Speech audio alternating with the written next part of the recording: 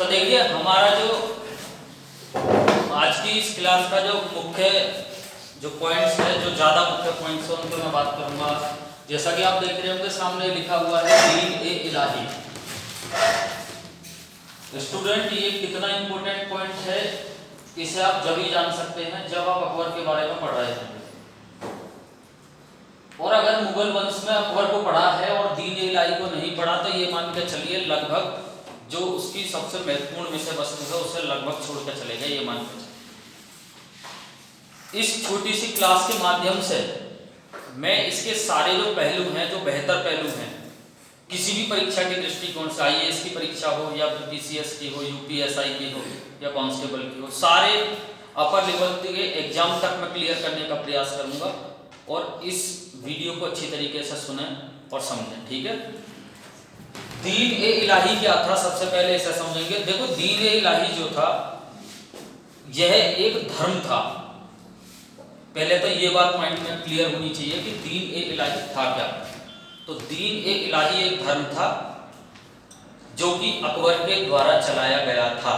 इसे धर्म ना कहकर, स्टूडेंट बहुत ध्यान से सुनिए, कई बार तो धर्म ही याद रखना, लेकिन इसे धर्म ना कहकर, बहुत अच्छी तरीके से सुनेंगे, मैं एक एक तथ्य को क्लियर करा रहा हूं। धर्म ना कहकर इसे ऐसा भी कह सकते हैं कि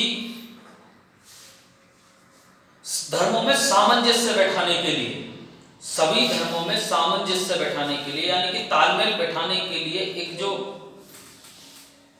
प्रक्रिया चलाई जाती है उसे भी हम ऐसा कह सकते हैं कि ये दीन ए इलाही था। आप इतना याद रखेंगे कि इसे अकबर के द्वारा चलाया गया।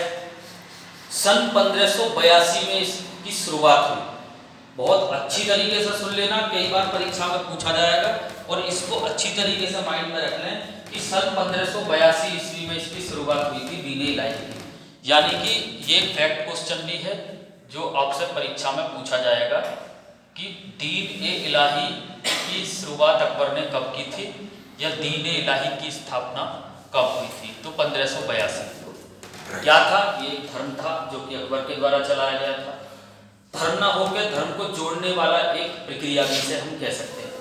अगर हम इसे अब देखेंगे तो क्लियर हो जाएगा।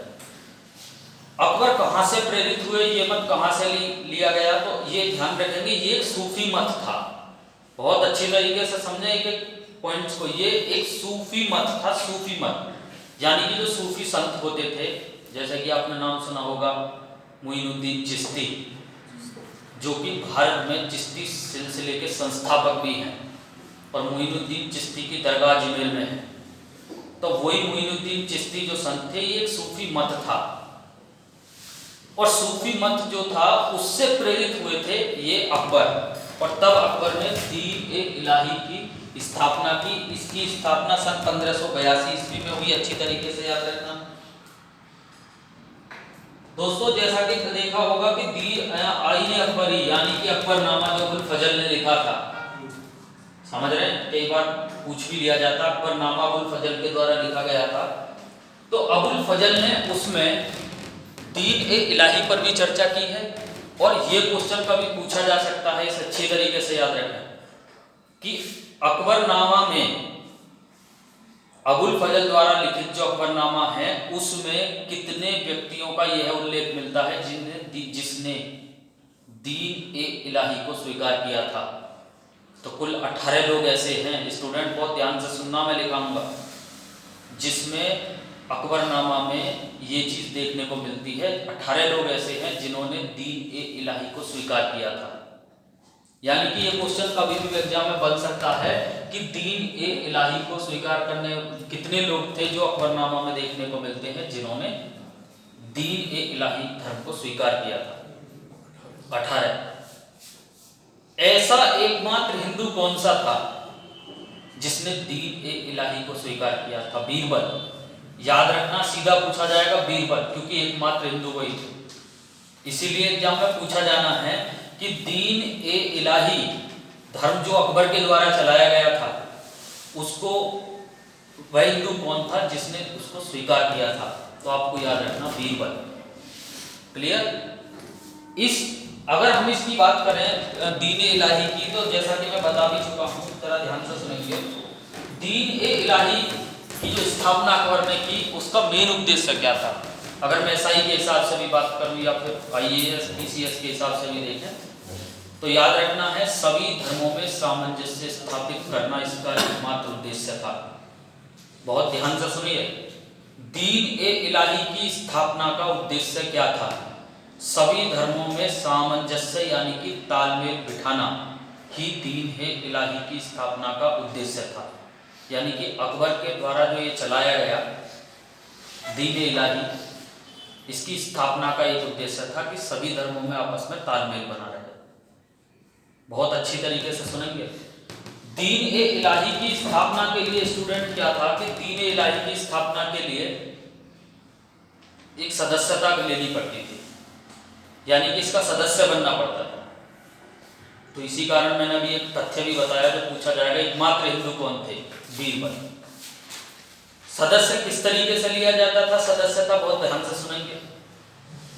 जो भी इसकी सदस्यता लेते थे वो अपनी पगड़ी को राजा के चरणों में रखते थे। बहुत ध्यान से सुनना है। जो भी इसकी सदस्यता ग्रहण करते थे वो अपनी पगड़ी को राजा के चरणों में रखते थे और राजा फिर उसकी पगड़ी को चरणों से उठाकर, अपने चरणों से उठाकर और उसकी पगड़ी को उसको सर पर रखते थे। क्लियर? इस तरीके से इसमें एक व्यवस्था बनाई गई, यानी कि एक प्रक्रिया बनाई गई जिसके थ्रू ऐसी शपथ ग्रहण या कह सकते हैं इसकी सदस्यता ग्रहण करने का ये एक तरीका था। इसकी सदस्यता रविवार के दिन ही ली जाती थी। बहुत अच्छी तरीके से सुन लें।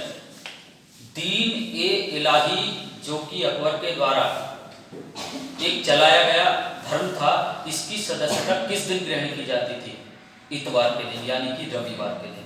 कई बार पूछा जा सकता, बहुत अच्छी तरीके से याद रखना। क्लियर? तो दीन ए इलाही चूंकि मैंने अभी बताया भी है कि इसका मुख्य उद्देश्य सभी धर्मों में सामंजस्य स्थापित करना था, तो सदस्यता ली जाती थी इसकी रविवार के दिन, ये याद रहना चाहिए।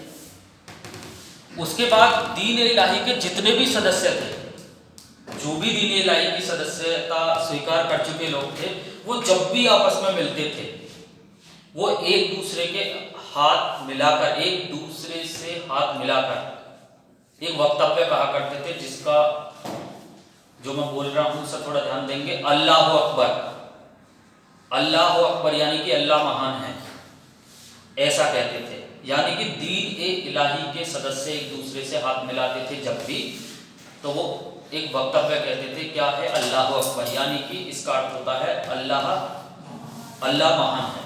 क्लियर? तो जैसा कि मैंने अभी बताया भी कि इसकी जो सदस्यता है वो इतवार के दिन ग्रहण की जाती थी, रविवार के दिन पूछा जा सकता है। सभी धर्मों में सामंजस्य स्थापित करना इस दीन ए इलाही की स्थापना का मुख्य उद्देश्य था। दीन ए इलाही की स्थापना 1582 ईस्वी में हुई। अच्छी तरीके से याद रखेंगे, कई बार पूछा जा सकता है। क्लियर? और इसके बाद ध्यान रखना है स्टूडेंट कि इसके प्रमुख सिद्धांत क्या थे। अगर मैं सिद्धांतों की बात करूं, मान के चलो अगर मैं आईएएस के हिसाब से देखूं, आईएएस में कई बार क्या है कि जब दीन आईएएस पीसीएस में क्या होगा कि दीन ए इलाही जब पूछा जाएगा तो उसके लिए हमें कुछ सिद्धांत भी हिंट में लिखने होते हैं कई बार। तो उसमें क्या है याद रखेंगे, राजा की आज्ञानुसार पालन करना, जो इसके प्रमुख सिद्धांत हैं दीन ए इलाही के। राजा को अपना आध्यात्मिक गुरु मानना। क्लियर? यानी कि इसे इस तरीके से मान के चले कि जैसा राजा कहेगा ऐसा करना, राजा को आध्यात्मिक गुरु मानना, दान देने का भाव बनाए रखना, यानी कि आप दान करते रहे जहां ज्यादा जरूरी है, दान देने का भाव बनाए रखना, नैतिक व्यक्तित्व रखना अपना। क्लियर? ईश्वर के प्रति प्रेम रखना, ये इसके सिद्धांत बता रहा हूं मैं आपको। ईश्वर के प्रति प्रेम रखना, नैतिक भाव रखना, चोरी चकारी ना करना, समझ रहे हैं? और राजा के आदेश का पालन करना, अपने साथ राजा को आध्यात्मिक गुरु मानना। क्लियर? बहुत अच्छी तरीके से सुनना है। और शाकाहारी भोजन लेना, ना कि मांसाहारी भोजन लेना। शाकाहारी भोजन लेना भी इसके प्रमुख सिद्धांत थे। किसके? दीन ए इलाही।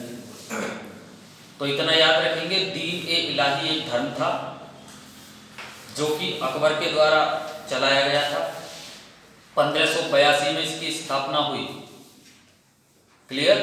इसकी स्थापना का मुख्य उद्देश्य सभी धर्मों में सामंजस्य स्थापित करना था। यह किस से प्रेरित था? पूछा जा सकता है, सूफीवाद से प्रेरित था, याद रखना है। क्लियर है इतना।